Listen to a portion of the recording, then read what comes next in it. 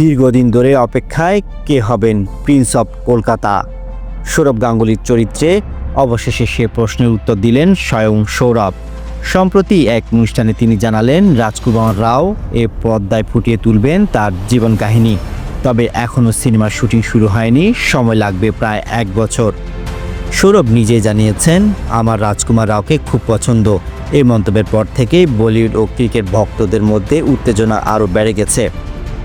সৌরভের স্ত্রী ডোনা চরিত্রে কে অভিনয় করবেন তা এখনও কোনো সিদ্ধান্ত হয়নি। সৌরভ এ বিষয়ে বলেন, এটি একটি কঠিন চরিত্র, অপশন অনেক রয়েছে, কিন্তু এখনও নির্বাচন করা হয়নি।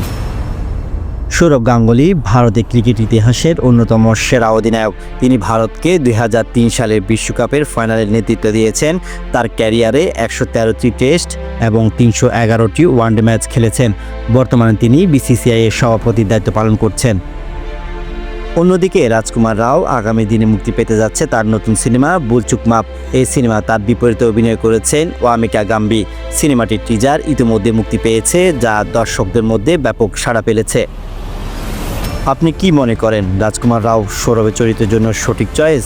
কমেন্টে জানান। আরও আপডেট পেতে সাবস্ক্রাইব করুন আমাদের চ্যানেল। শাহের হোসেন মীর, ভয়েজার মাল্টিমিডিয়া।